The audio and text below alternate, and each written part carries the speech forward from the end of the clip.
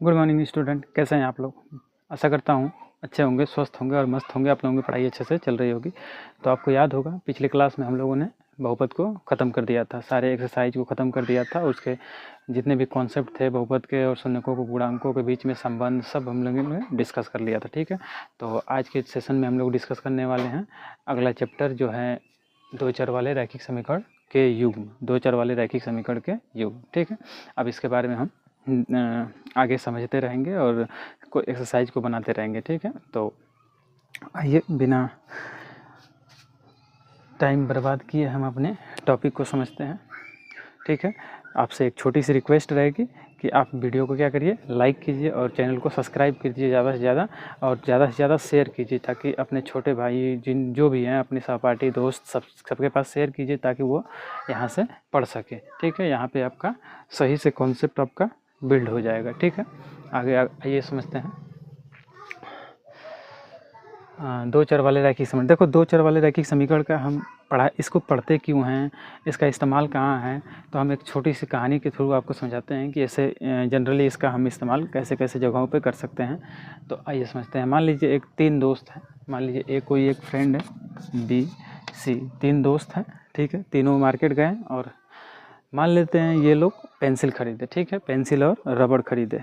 बात समझ में आ रही है, पेंसिल और रबड़ खरीदे।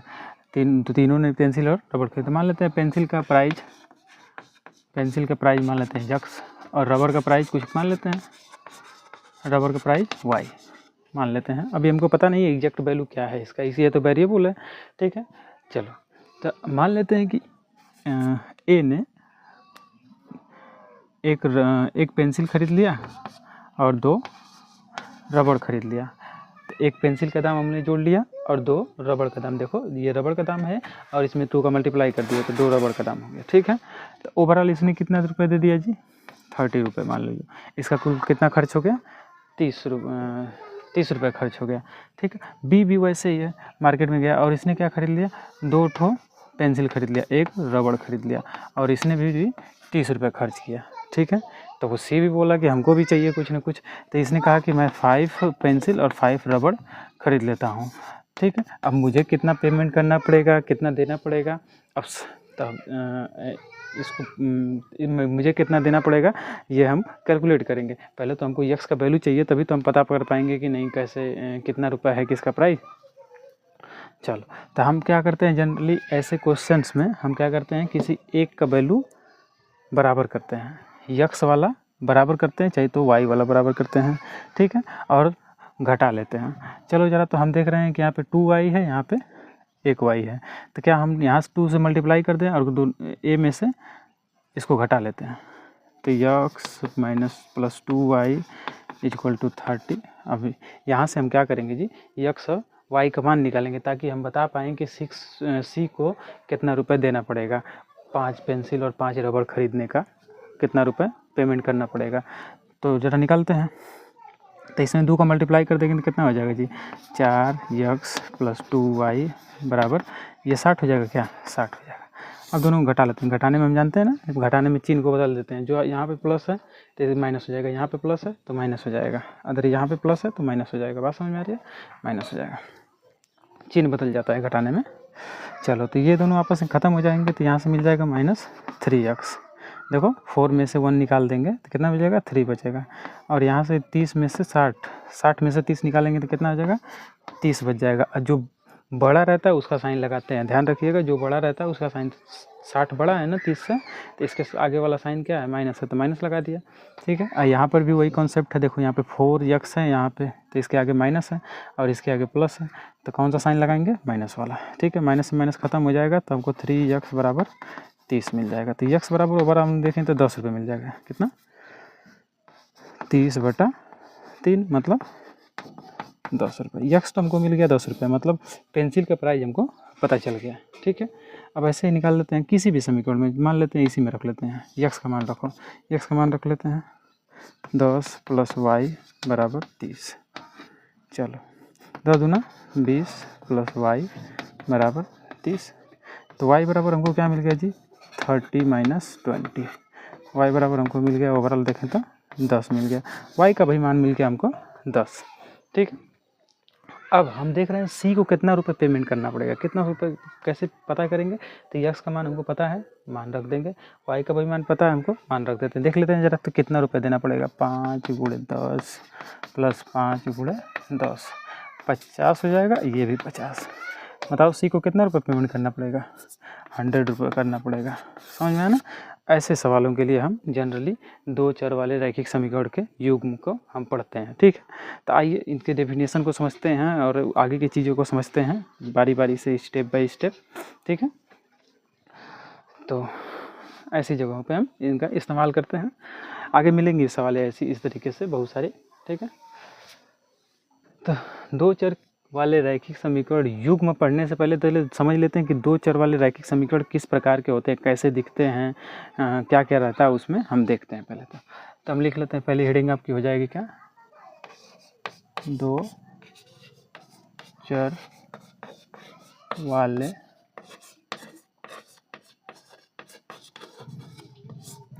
रैखिक समीकरण, रैखिक समीकरण, linear equation of 2 variable, okay. चलिए आइए समझते हैं 2 चर वाले रैखिक समीकरण। रैखिक समीकरण, पहले 2 चर वाले रैखिक समीकरण को हम समझ लेते हैं कि किस प्रकार के होते हैं ये समीकरण, कैसे होते हैं ना। आइए समझते हैं 2 चर वाले रैखिक समीकरण। तो इनका डेफिनेशन हो जाएगा आपका ax + by + c = 0, जहाँ a b c बिलोंग्स करेगा रियल नंबर, मतलब a और b c क्या होंगे, प्राकृतिक वास्तविक संख्याएं होंगी। ठीक है, तथा a b does not equal to 0, मतलब a और b कभी भी 0 नहीं होना चाहिए, के रूप का समीकरण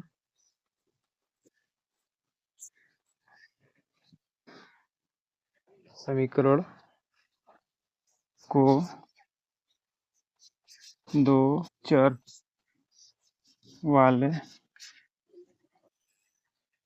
2 चर वाला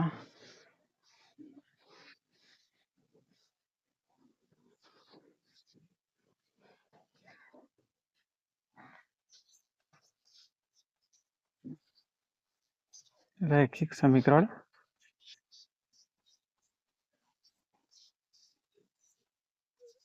कहते हैं, 2 चर वाले रैखिक समीकरण कहते हैं। बात समझ में आ रही है।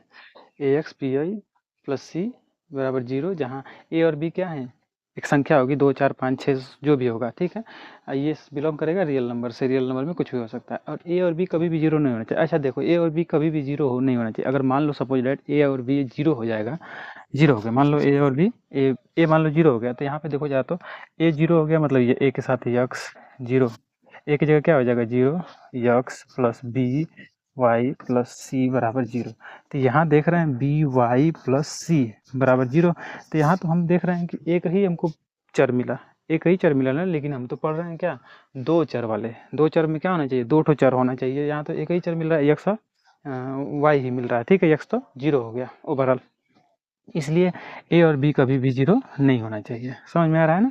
ये इसका डेफिनेशन है जाके, इसका 2 चर वाले रैखिक समीकरण, समझ में इसका डेफिनेशन। अच्छा, इसके हलों की बात कर लेंगे। अगर इसके मान लो, अगर ये समीकरण किस तरीके से हो सकता है, कुछ भी हो सकता है, x + 2y = 5। देखो इसमें भी 2 वेरिएबल है ना, 2 ठो वेरिएबल है, 2 चर हैं। ठीक है, इसे हम क्या कह सकते हैं, 2 चर वाले रैखिक समीकरण। ठीक है, अब इनके देख लेते हैं कि सॉल्यूशन कितने होते हैं। मान लेते हैं x + 2y = 5 है, या कुछ भी है। ठीक है, तो इनके देखेंगे तो हल कितने, हलों की संख्या, इसके हलों की संख्या देखेंगे तो यहाँ से बहुत सारे हल निकल सकते हैं। क्या, इसके किसी भी रैखिक समीकरण का, 2 चर वाले रैखिक समीकरण का अनेकों हल हो सकते हैं, मतलब अनगिनत हल हो सकता है। देखो कैसे, सपोज डेट अगर मान लो यहाँ से हम x बराबर निकालें तो 5 - 2y, ओके। अगर हम y बराबर 1 रखें तो x का मान बताओ तो क्या आ जाएगा, y की जगह 1 रख देंगे तो 5 - 2 × 1, तो ओवरऑल क्या मिल जाएगा, 5 में से 2 निकाल देंगे कितना बचेगा, 3 बच जाएगा। अब y बराबर मान लो 2 रख दिया तो x का मान कितना मिल जाएगा जी, तो 5 - x, y की जगह क्या रख देंगे 2, क्या मिल जाएगा हमको देखेंगे तो 5 तो ये रहा, 4 2 दूना 4 हो जाएगा, तो 5 में से 4 निकाल देंगे कितना बचेगा, 1 बच जाएगा। इस तरीके से अगर कुछ भी रखो, y का मान 3 रख दो, y का मान 3 रख दो तो x का मान क्या मिल जाएगा, तो 5 माइनस, तो y की जगह क्या रखना है, 3 रखना है, तो y की जगह 3 रख दो जरा, तो 3 का गुणा कर लेते हैं, 2 × 3 कितना हो जाएगा, 5 में से 6 निकालना है तो -1 बच जाएगा। ठीक है, देखो कोई 3 तो यही हल निकल गया। ऐसे हम बहुत सारे हल निकाल सकते हैं ना, बहुत सारे हल निकाल सकते हैं, इतना हल निकाल सकते हैं कि उसकी गिनती ही नहीं की जा सकती है। ठीक है, तो इसलिए इसके हलों की संख्या कितनी होती है, अनगिनत होती है। ठीक है, साइड में लिख भी लेंगे आप कि क्या द्विघात 2 चर वाले रैखिक समीकरण के हलों की संख्या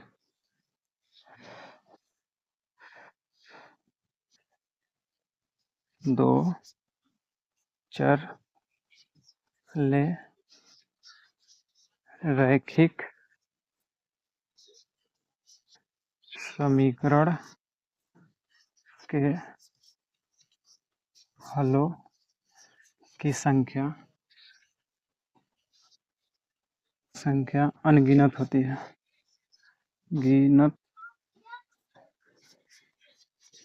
अनगिनत होती है। बात समझ में आ रही है, इसके हलों की संख्या अनगिनत होती है, याद रखेंगे ये बात। चलिए हम आगे बढ़ते हैं, दो चर वाले रैखिक समीकरण युग्म के बारे में आप समझते हैं ना। अभी तो हम रैखिक समीकरण के बारे में समझ लिए, अब इनके युग्म के बारे में समझते हैं। ठीक है, अब आगे बढ़ते हैं।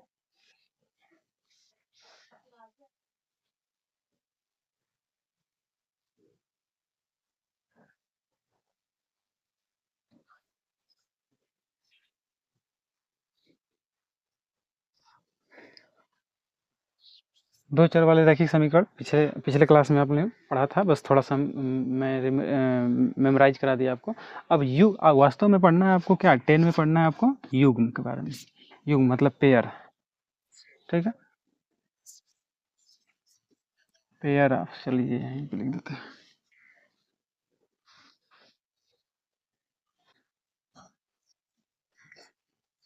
पेयर ऑफ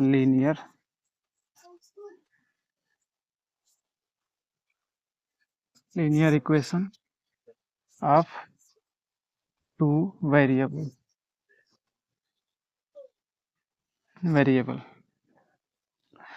ठीक है, अब देखो इसमें क्या होगा, दो समीकरण थे, पहले तो रैखिक समीकरण था। युग्म का मतलब क्या होता है जी, पेयर होता है, वैसे ही उसका ही पेयर मान लीजिए, कोई हम एक ले लेते हैं, मान लेते हैं a1x प्लस b1 ये y प्लस c1 बराबर 0। ठीक है, a2x plus b2 y plus c2 बराबर 0। ये देख रहे हैं, दोनों रैखिक समीकरण है, देख रहे हैं ना, रैखिक समीकरण है। अच्छा, रैखिक समीकरण है कि नहीं है, ये कैसे पता चल रहा है कि रैखिक समीकरण है, तो हम देख रहे हैं कि जो भी चर है उसका घात क्या है, 1 है। किसी भी चर में अगर घात 1 होती है तो वो रैखिक समीकरण कहलाता है, रैखिक कहलाता है, सिंपल सी बात है ना। जिसकी घात 2 होती है उसे द्विघात बोलते हैं, जिसकी घात 3 होती है उसे हम क्या बोलते हैं, त्रिघात बोलते हैं। इतनी बात तो आप पिछली क्लास में जानते भी होंगे पहले से। ठीक है, तो ये क्या हो जाएगा, युग्म हो गया, पेयर बन गया दो ठोका, कैसे का, दो रैखिक समीकरण के पेयर बन गए, तो इसे हम युग्म कहते हैं। समझ में आना, पेयर बन गया है। चलिए जरा अब बात कर लेते हैं कि इनके हलों की संख्या कितनी होगी। तो इनके हल अलग अलग प्रकार के, ये समीकरण के ऊपर डिपेंड करेगा कि इसके कितने हल होंगे। समझ में, इसके कितने हल हो सकते हैं ये समीकरण के ऊपर डिपेंड करेगा। अच्छा, एक चीज़ और समझिए, यहाँ पे जो a1 b1 c1 a2 b2 c2 ये सब क्या है, रियल नंबर है। क्या है, रियल नंबर है, ये सब रियल नंबर है, कोई न कोई संख्या होगी। समझ में ना, a1 b1 और a2 b2 का मान कभी भी 0 नहीं होगा। a1 b1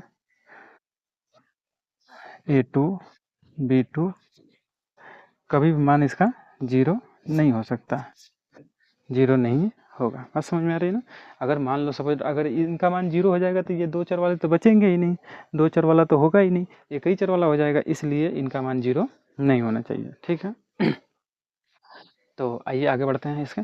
अच्छा अब समझ लेते हैं कि इनके हलों की संख्या कितनी होगी। अब 2 चर युग्म हो गया ना, 2 चर वाले रैखिक समीकरण का युग्म हो गया, तो अब इनके हलों की संख्या कितनी हो सकती है। पहले तो हम समझ रहे थे कि 2 चर वाले रैखिक समीकरण था, युग्म तो था नहीं उसमें, तो उसके हलों की संख्या अनगिनत थी। अभी समझ के आया, ठीक है। अभी 2 ठो मिल गया, इनका युग्म मिल गया, तो इनके युग्मों के कितने हल हो सकते हैं। ठीक है, इनके युग्मों से समीकरण के ऊपर डिपेंड करेगा, जैसा समीकरण रहेगा उसके हिसाब से हल होंगे। बात समझ में आ रही है। तो 3 तरीके से हल मिलते हैं हमको, 3 तरीके से। पहला होता है, ठीक है, पहला अद्वितीय हल, और अद्वितीय हल। अद्वितीय हल मतलब यूनिक, मतलब एक हल, एक हल, एक हल, एक हल। ठीक है। अच्छा अच्छा, एक चीज़ और जानते हैं आप लोग कि हम किसी भी समीकरण का ग्राफ बना सकते हैं कि नहीं। इजीली बना सकते हैं, किसी भी 2 चर वाले रैखिक समीकरण का ग्राफ आराम से बना सकते हैं। तो इसका भी ग्राफ होगा एक ठो, इसका भी एक ठो ग्राफ होगा, क्योंकि हम जानते हैं कि रैखिक समीकरण का ग्राफ क्या होता है, सीधा होता है। अगर मान लो दो समीकरण हैं, एक दूसरे को एक बिंदु पे काट रहे हैं, तो ये क्या कह जाएंगे, एक बिंदु पे काट रहे हैं, तो ये इसका कितना हल होगा जी, इसके एक ही हल होगा, कोई एक ही पॉइंट मिलेगा जो दोनों समीकरणों को संतुष्ट करेगा, तो वही उसका हल कहलाएगा। समझ में आ रहा है। तो मान लीजिए पहले समीकरण का ये वाला ग्राफ है, दूसरे समीकरण का ये वाला ग्राफ है, दोनों एक दूसरे को इस बिंदु पे काट रहे हैं, कोई न कोई स्पेसिफिक पॉइंट होगा, तो वही उसका क्या कहलाएगा, हल कहलाएगा। ठीक है। तो वही अद्वितीय हल, मतलब एक बिंदु एक जगहों पे दोनों कट जाएंगे तो क्या हो जाएगा, अद्वितीय हल हो जाएगा। दूसरा क्या होता है जी, कोई हल नहीं, कोई हल नहीं, कोई हल नहीं। अच्छा कोई हल नहीं होगा, मतलब दोनों समीकरण का कोई भी हल नहीं होगा, तो इनका ग्राफ कुछ इस तरीके से बनेगा। कैसे, मान लो कोई दूगा, कोई ये एक्स एक्सिस बना लेते हैं, ये एक्स एक्सिस, ये एक्स एक्सिस है, वो वाई एक्सिस, ये निर्देशांक एक्सिस बना दे रहा हूँ। ठीक है। अब देखो मान लो सपोज दैट इसका कोई हल नहीं है, तो मान लो कि एक समीकरण का ग्राफ ऐसे जाएगा, दूसरे समीकरण का ग्राफ ऐसे जाएगा, दोनों क्या होंगी, समांतर होंगी। समांतर होंगी तो ये कहीं पे एक दूसरे से कट रहेंगे नहीं। अभी पिछले क्लास में आप पढ़ के आए कि दो रेखाएं एक दूसरे दो दो बहुपद एक दूसरे को काटते हैं, कोई भी बहुपद एक्स एक्सिस पे जहाँ पे कटता है वही क्या हो जाता है, उसका हल हो जाता है।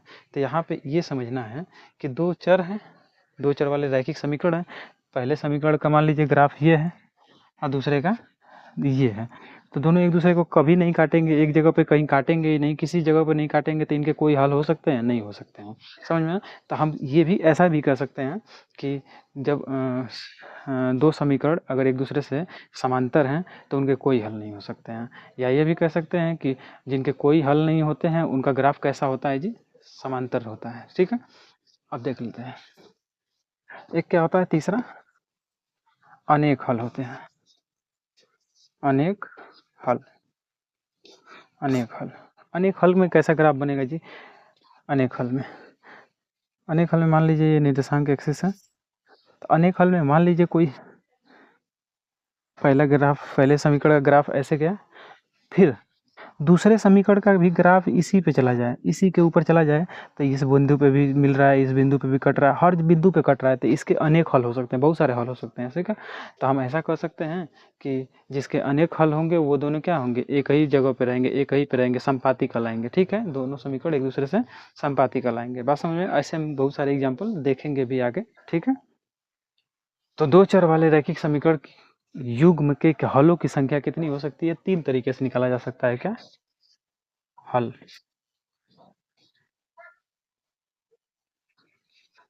कितने तरीके से निकाला जा सकता है जी, 3 तरीके से निकाला जा सकता है। पहले अद्वितीय हल होगा, मतलब एक तो हल हो सकता है। एक हल कैसे होने चाहिए, दोनों समीकरण एक दूसरे को काटने चाहिए एक जगह पे। ठीक। कोई हल नहीं हो सकता है, दोनों समीकरण एक दूसरे को कभी नहीं काटेगा, समांतर रहेगा, तब इसके कोई हल नहीं होंगे। अनेक हल हो सकते हैं, मतलब दोनों समीकरण क्या रहेंगे, एक ही लाइन पे रहेंगे। ठीक है। तब उसके अनेक हल हो सकते हैं, हलों की संख्या आप निकाल लेंगे। चलिए बात ये तक समझ गए हैं आप, आगे बढ़ते हैं।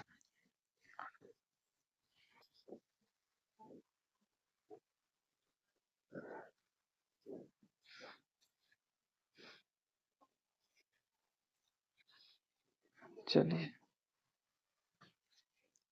नोट कर लीजिए, इसका स्क्रीनशॉट ले लीजिए या समझ लीजिए, आगे हम बढ़ेंगे।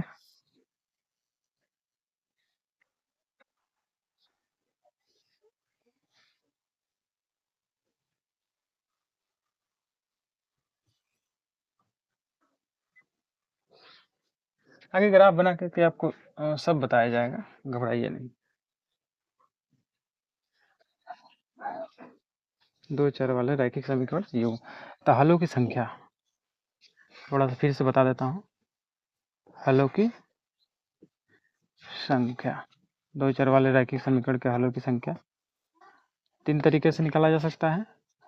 अद्वितीय हल,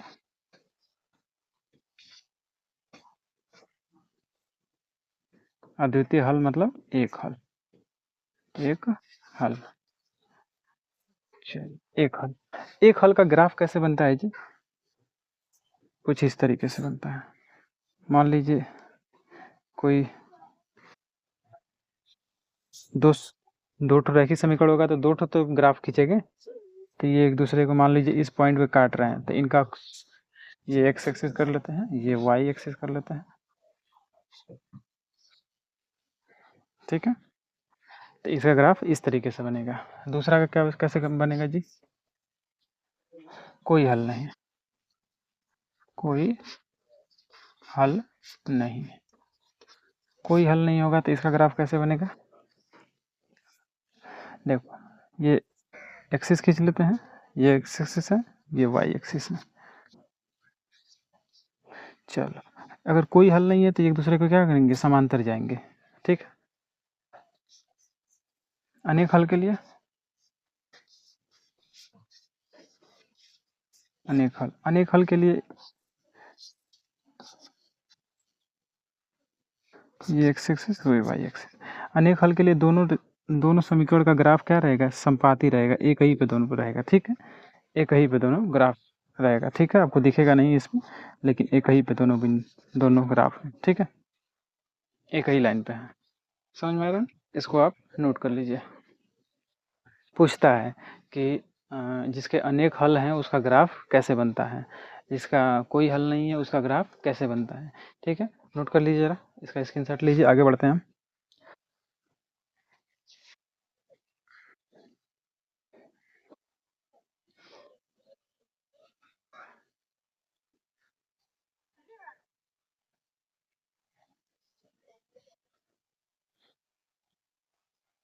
चलो आगे बढ़ते हैं। अब हमको ये तो पता चल गया कि अद्वितीय हल होगा तो उसका ग्राफ ऐसे बनेगा, अब कोई हल नहीं होगा तो उसका ग्राफ तो ऐसे बनेगा, अगर अनेक हल होगा तो उसका ग्राफ इस तरीके से बनेगा, संपाती बनेगा। लेकिन अब ये हम आगे समझते हैं, आगे हम ये चीज़ समझते हैं कि किसी भी इक्वेशन को देख करके हम कैसे पता कर लेंगे, कैसे पता करेंगे कि ग्राफ उसका कैसे बनेगा। एक दूसरे को काटेंगे, जिसको हम क्या बोलते हैं, प्रतिच्छेदी बोलते हैं। क्या बोलते हैं? एक दूसरे को देख रहे हैं प्रतिच्छेद कर रहा है, तो इसे हम क्या बोलेंगे? प्रतिच्छेदी,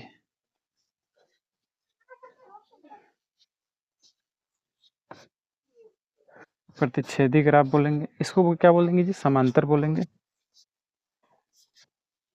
समांतर बोलेंगे। इसको क्या बोलेंगे? संपाती, संपाती। चलो ये बात आपको समझ में आना चाहिए। इसका एक हल वाला का ग्राफ कैसा बनेगा? एक दूसरे को प्रतिच्छेद करेंगे और इनका समांतर होगा, और उनका कैसा होगा? संपाती होगा एक दूसरे पर। समझ में आ रहा है? चलिए अब आगे बढ़ते हैं कि हम बस इस समीकरण को, इक्वेशन को देख करके कैसे पता कर लेंगे कि किसका ग्राफ कैसे बनेगा। आओ इसको समझते हैं।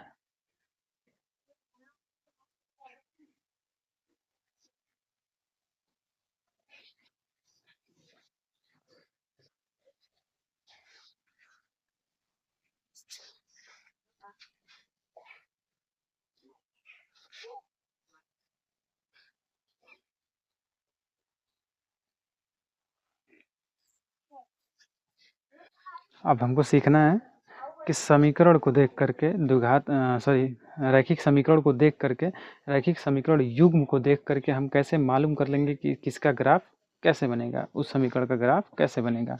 मान लेते हैं कोई हम एक एग्जाम्पल ले लेते हैं, एक एग्जाम्पल ले लेते हैं। उससे पहले तरीका बता देता हूँ, फिर उसके बाद हम एग्जाम्पल समझेंगे। लिख लेते हैं, कैसे पता करें कि कैसे पता करें कि रैखिक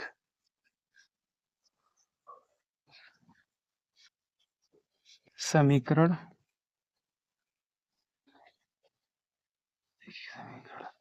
के युग्म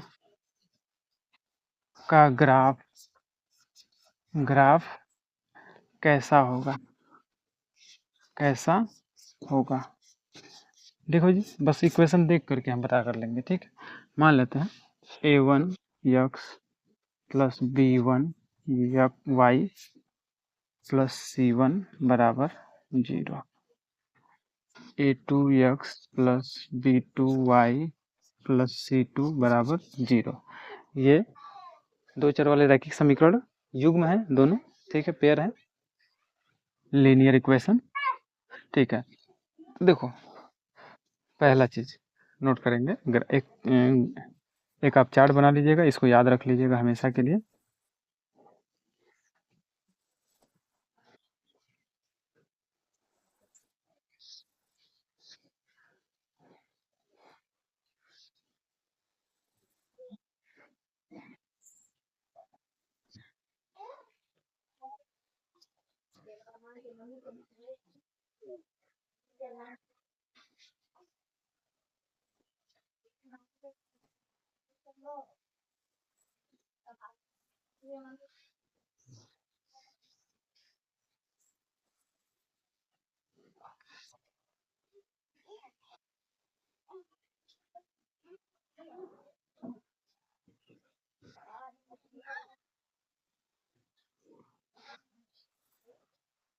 चलो,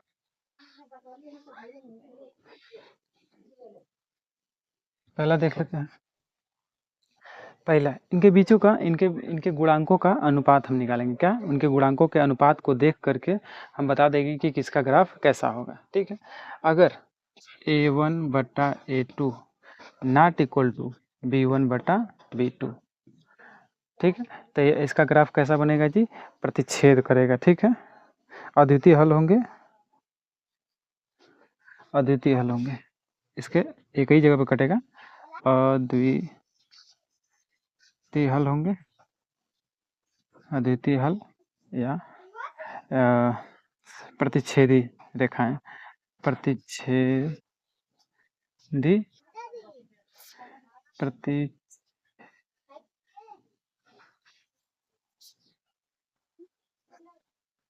प्रतिच्छेदी रेखाएं, मतलब जो दोनों का ग्राफ होगा, जो दोनों रेखाएं होंगी, वो क्या करेंगे? एक दूसरे पे प्रतिच्छेद करेंगे, एक दूसरे के एक बिंदु पर काटेंगे। चलो, अब दूसरा देख लेते हैं थोड़ा। a1 बटा a2 बराबर b1 बटा b2 not equal to c1 बटा c2, ठीक है। अगर इस प्रकार से अगर हमारा मिलता है, इनके गुणांकों का अनुपात इस तरीके से मिलता है, तो इसके कोई हल नहीं होंगे, कोई हल नहीं होगा, ठीक है, कोई हल नहीं होगा। आगे बढ़े।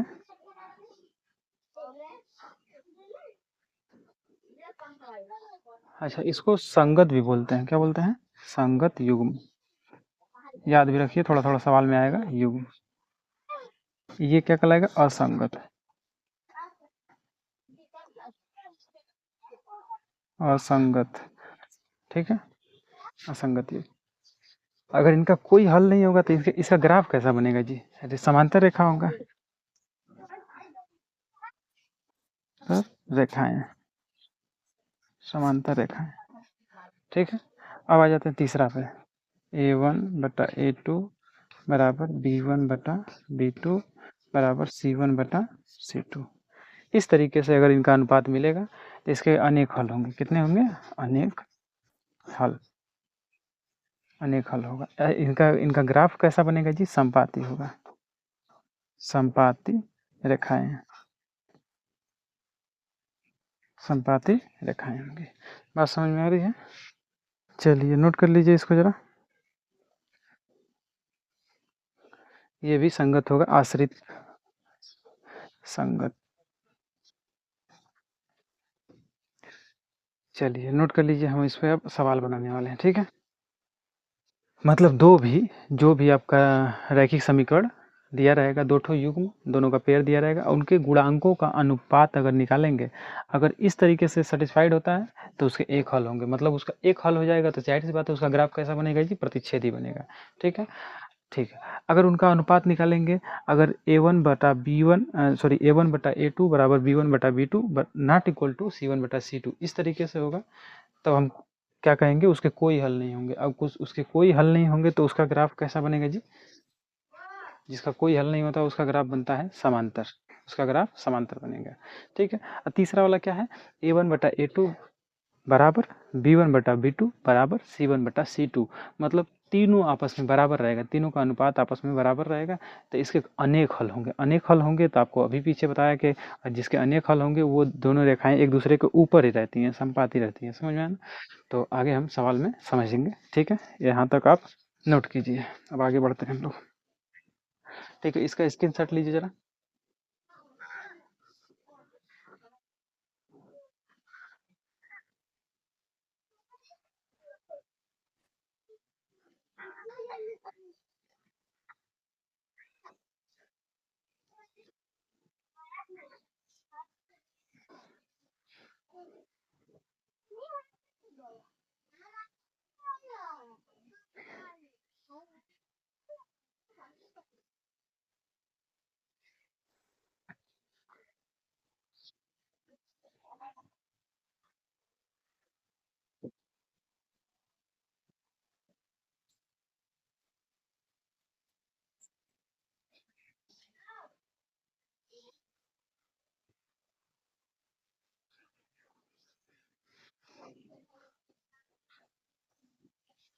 चलिए आगे अब बढ़ते हैं हम। अब इसको हम एग्जाम्पल समझते हैं। ये मान लेते हैं 4x प्लस 3y बराबर 12, ठीक है? एक समीकरण हो गया, रैखिक समीकरण हो गया। और 8x प्लस 6y बराबर 24, ठीक है? इस तरीके से मिला। तो अब इन दोनों समीकरण को देख करके हम बता देंगे कि इसका ग्राफ कैसा होगा। इसको देख करके बस इनके गुणांकों को तुलना करके देखिए जरा, तो इनका A1 की जगह क्या है? 4 है, 4 बटा, इसको ऐसे करेंगे क्योंकि हम जानते हैं A1 बटा A2 होता है। देखो जरा, तो A1 बटा A2 मतलब 4 बटा 8, मतलब कितना माना गया? 1 बटा 2 आ गया। देखो जरा, तो B1 बटा B2 निकालो जरा, तो क्या आ जाएगा? 3/6, मतलब 1 बटा 2 आ गया, ठीक है? C1 बटा C2 निकालो जरा, तो देख रहे हैं 12/24 कट के कितना आ जाएगा? 1/4, 1/2 आ जाएगा। तो हम देख रहे हैं क्या मिल रहा है हमको? A1 बटा A2 बराबर B1 बटा B2 बराबर C1 बटा C2 मिल रहा है ना? तो ये कंडीशन कब होती है?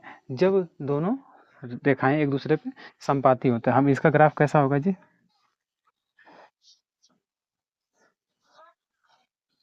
संपाती रेखाएं, संपाती रेखाएं, समझ में आया ना? इसका ग्राफ कैसा होगा? इस तरीके से होगा, एक ही पे एक रहेगा, इसी पे रहेगा, ये भी इसी पे रहेगा, समझ में ना? संपाती हो जाएगा। अच्छा, देखेंगे तो ये इक्वेशन भी सेम ही है, क्योंकि इसमें से अगर 2 कॉमन कर लेते तो यही हमको मिल जाएगा, देखो, ठीक है? तो आप समझ जाएंगे, ठीक है? यही अनुपात आप निकाल करके चेक कर लीजिएगा, अगर बराबर रहेगा तो ठीक है, ये वाला कंडीशन मिल जाएगा, 3 कंडीशन मिलेगा। इसके अलावा और कोई कंडीशन हो सकती है तो सोचिए जरा, हो सकती है तो बताइए जरा, ठीक है? इसके अलावा और कोई कंडीशन नहीं हो सकती है। चलिए आगे बढ़ते हैं, अगले चीज़ को समझते हैं। अब बात ये रहेगी कि सारे के सारे कॉन्सेप्ट तो सर बता दिए आप, थोड़ा एक आपको प्रूफ करके भी दिखा दीजिए कि अब देख लेते हैं कि सही में ग्राफ वैसा बन रहा है कि नहीं बन रहा है जैसा मैं बोल रहा हूँ, ठीक है? तो आइए समझते हैं। 2 चर वाले रैखिक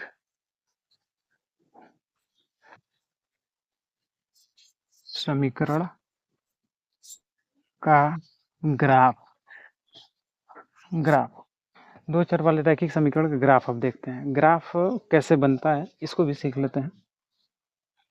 चलो बड़ा इजी है। और एक सवाल से ही समझते हैं। कोई भी सवाल ले लीजिए, ठीक है।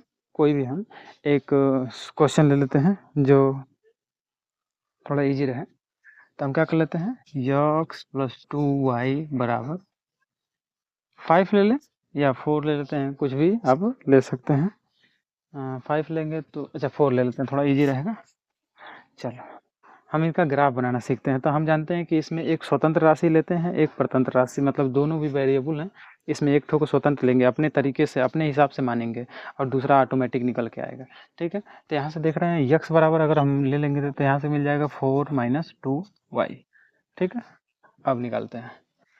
जब y बराबर क्या रख लेते हैं, 1 रख लेते हैं। y बराबर 1 रख लेते हैं, यक्स का मान क्या मिल जाएगा जी।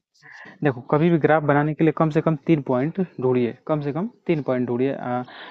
2 पॉइंट भी रहेगा तो हो जाएगा, मिनिमम 2 पॉइंट, उससे ज़्यादा हो जाए 3-4 पॉइंट हो जाए तो अच्छी बात है, मिल जाएगा तो आसानी से ग्राफ खींचा जा सकता है। देखो y बराबर 1 रखने तो इसी इक्वेशन में y बराबर 1 रखो जरा, y की जगह क्या रख देंगे, 1 रख देंगे। तो ये तो 4 पहले से ही है, माइनस था तो माइनस कर दिया 2, और y की जगह क्या रखना है 1, तो वो रख दिया। तो हमको क्या मिल जाएगा, देखो जरा, तो 4 में से 2 घटा देंगे, 4 में से देखो इसका गुणा कर देंगे तो 2 आ जाएगा, 2 आ जाएगा। तो हम ऐसे कर लेते हैं थोड़ा, 4 - 2 बराबर 2, ठीक है। अब बताओ तो y बराबर 2 रख लेते हैं, y बराबर 2 रख लेते हैं। तो x का मान क्या मिल जाएगा जी, देखो जरा, तो 4 - 2, y की जगह क्या रखना है, 2 रखना है, 2। तो हमको मिल जाएगा 0, मिल जाएगा, मिलेगा कि नहीं, मिल जाएगा। 4 - 4 बराबर 0, देखो मिल जाएगा। अब x y बराबर 3 रख लेते हैं, y बराबर 3 रख लेते हैं, देखो जरा, तो x का मान क्या मिल जाएगा, y बराबर 3, हम 3 पॉइंट लेकर चल रहे हैं, y बराबर 3 रख दिए, y बराबर 3 मतलब 4 तो रहेगा ही, y की जगह क्या रख दिए 3, 2 - 2 गुणे 3, तो क्या मिल जाएगा हमको, 4 - 3 दूना 6, 6 में घटा देंगे तो कितना आ जाएगा, -2 आ जाएगा, ठीक है। चलिए इसको हम एक चार्ट में लिख लेते हैं ताकि ग्राफ बनाने में ईजी रहे, ठीक है। ऐसे ही आप करेंगे, x लिख दिए, y, चलो 1 2 3 ऐसे करके, चलो x बराबर 1 पर, सॉरी y बराबर 1 पर, y बराबर 1 पर x का मान कितना मिला है जी, 2 मिला है। y बराबर 2 पर x का मान कितना मिला है, 0 मिला है।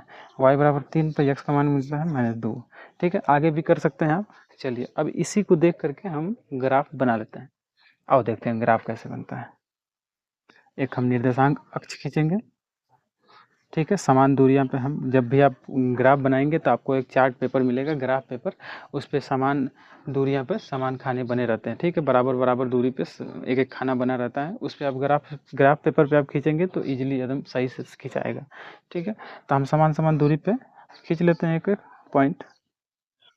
चलिए 1 2 3 4 5 6, पिछली क्लास में बताया हूँ ग्राफ बनाना।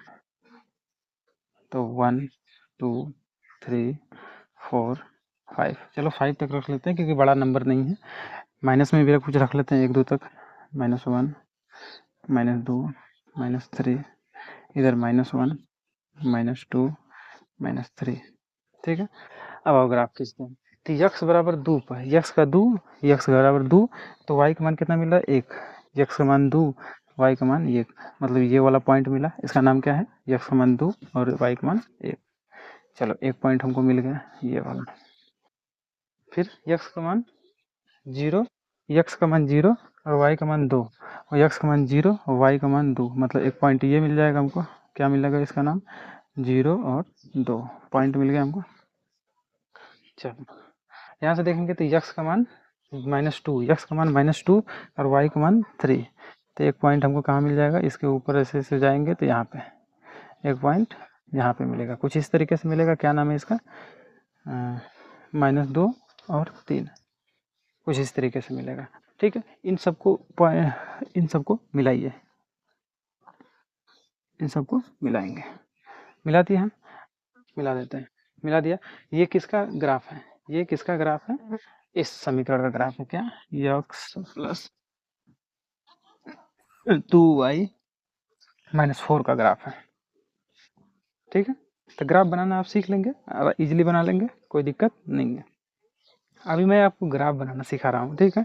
अब ग्राफ बना करके हम चेक करेंगे कि जो हम पढ़े हैं कि दोनों संपाती होंगे कि नहीं होंगे, और समांतर हैं कि प्रतिच्छेदी हैं, चेक करेंगे, ठीक है। अभी तो हम ग्राफ बनाना सीख रहे हैं, बात समझ में आ रही है। चलिए आगे हम बढ़ते हैं ग्राफ के आगे। अब दो चर वाले रैखिक समीकरण युग्म का ग्राफ, अभी तो हम समीकरण का सीखे हैं, अभी युग्म का ग्राफ सीखेंगे, क्योंकि हमको तो युग्म पढ़ना है, ठीक। अब आगे बढ़ते हैं, इसको नोट कर लिए होंगे, नोट कीजिए जरा, तो बहुत गर्मी है।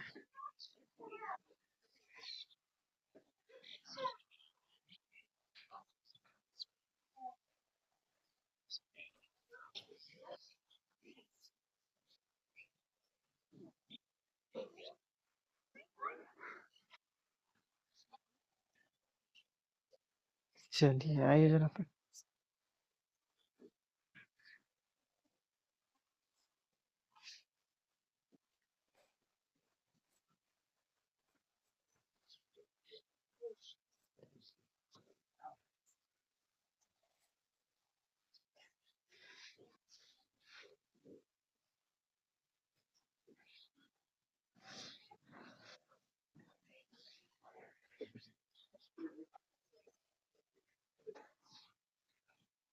युग्म का ग्राफ, दो चर वाले रैखिक समीकरण के युग्म का ग्राफ।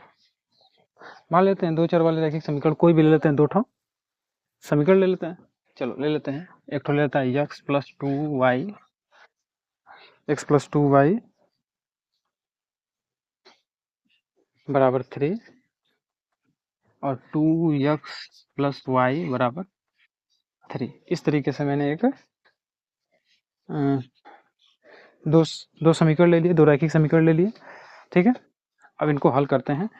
देखो जरा, तो अब इस समीकरण को देख करके बताओ जरा, तो इसका ग्राफ कैसा होगा, ग्राफ कैसा होगा, समीकरण को देख के बताओ। समीकरण को देख के बताने का मतलब क्या है कि हम चेक करते हैं, क्या चेक करते हैं कि देखो जरा, तो क्या बराबर है कि नहीं, इसके गुणांक, यक्ष के गुणांक देख रहे हैं, इसके 1 है, इसके 2 है, तो इसका गुणांक मिल गया। इसका देख रहे हैं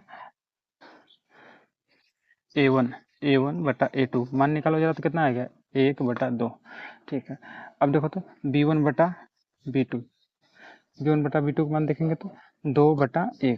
क्या ये दोनों बराबर है, नहीं है, मतलब क्या है a1/a2 not equal to b1/b2, ये बराबर नहीं है। अगर ये कंडीशन होता है तो क्या होती है, कैसा ग्राफ बनता है, प्रतिच्छेदी ग्राफ बनता है।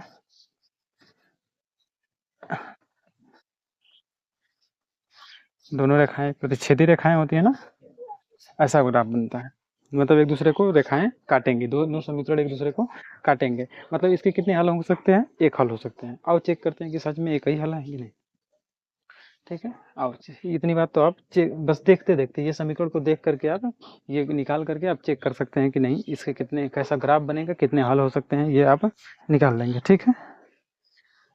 हाँ, तो ग्राफ कैसा बनेगा जी, प्रतिच्छेदी रेखाएं होंगी, इसके हल कितने होंगे, एक हल होगा, हल एक होगा, एक होगा, होगा कि नहीं जी,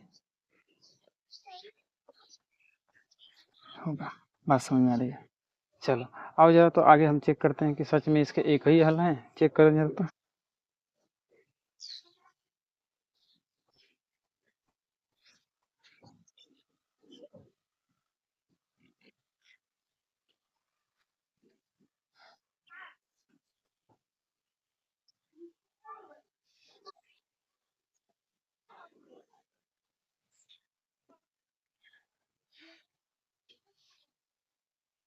इतनी चीजें हम निकाल ली हैं, एक हल है, प्रतिच्छेदी रेखाएं, अब इसी चीज को हम प्रूव करते हैं कि नहीं आ रहा है कि नहीं। चलो हम इसको मान लेते हैं समीकरण 1, समीकरण 2। अब इनको हल करते हैं, तो हम जानते हैं हल करने के लिए किसी एक को बराबर करना पड़ेगा। किसी एक को बराबर करने का मतलब है कि हम क्या करते हैं, समीकरण 1 में 2 का गुणा कर लेते हैं, समीकरण 1 में 2 से तथा समीकरण 2 में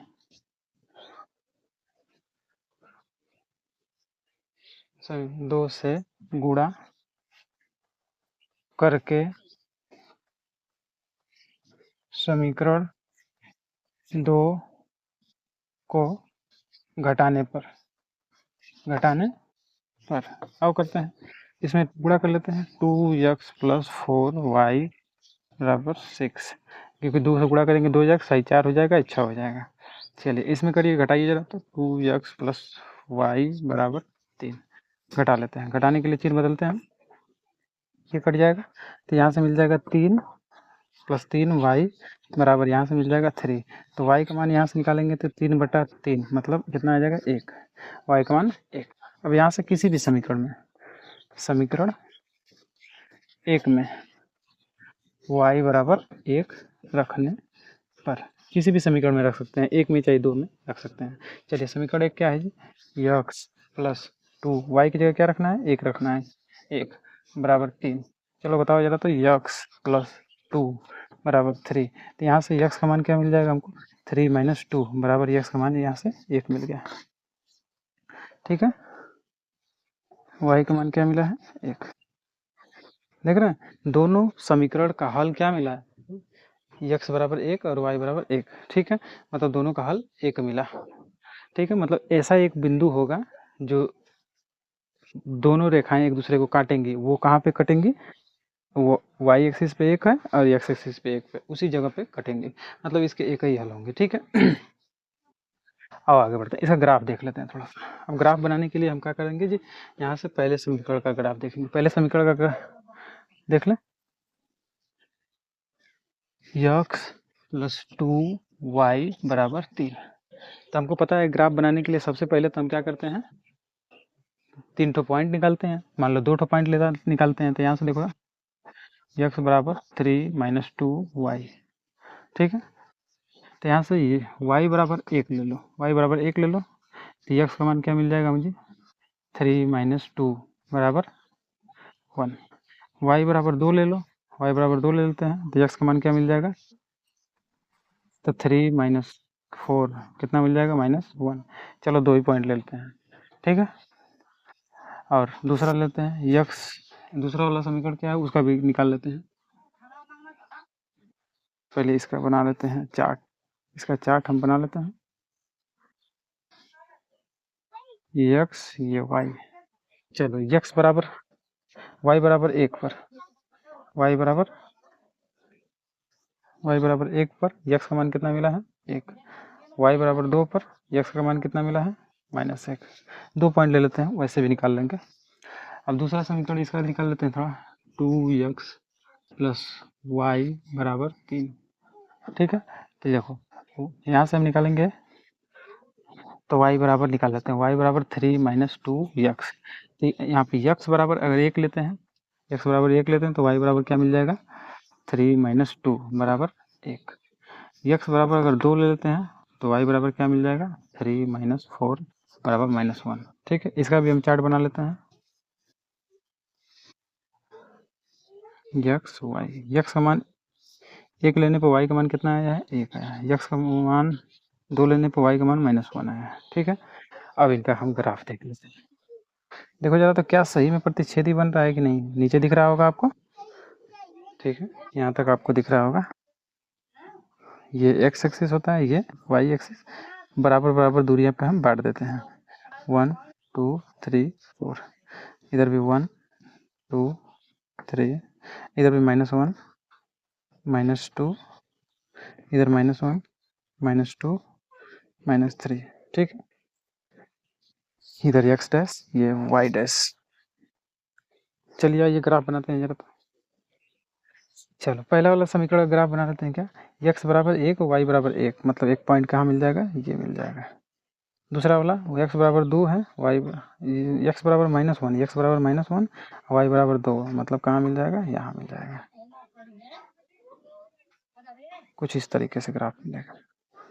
ठीक है, तो इसका पॉइंट का नाम क्या है जी, 1, 1, और इनके पॉइंट का नाम क्या है, -1, 2। देखो इन दोनों को मिला दो, इन दोनों को मिला दो, कुछ इस तरीके से ग्राफ आपका जाएगा। यहाँ पे आपको सही से नहीं दिख रहा है, लेकिन अगर चार्ट पेपर पे आप बनाएंगे, ग्राफ पेपर पे, तो आपको सही से दिखेगा। ठीक है, अब दूसरा का ग्राफ बनाते हैं, दूसरे समीकरण का। ये कौन सा समीकरण का नाम क्या है जी? समीकरण का इधर ही नाम लिख देता हूँ, क्या नाम है इसका?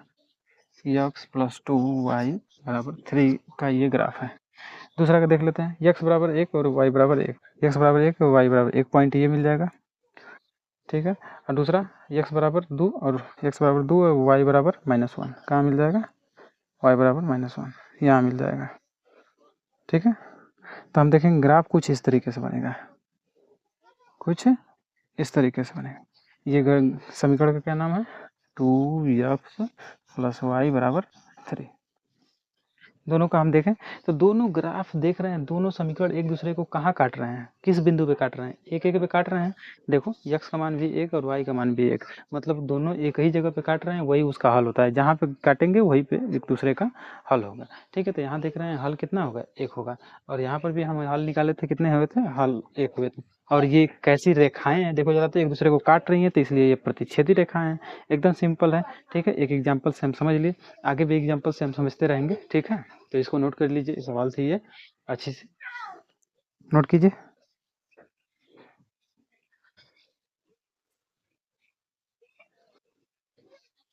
स्क्रीनशॉट लीजिए जरा।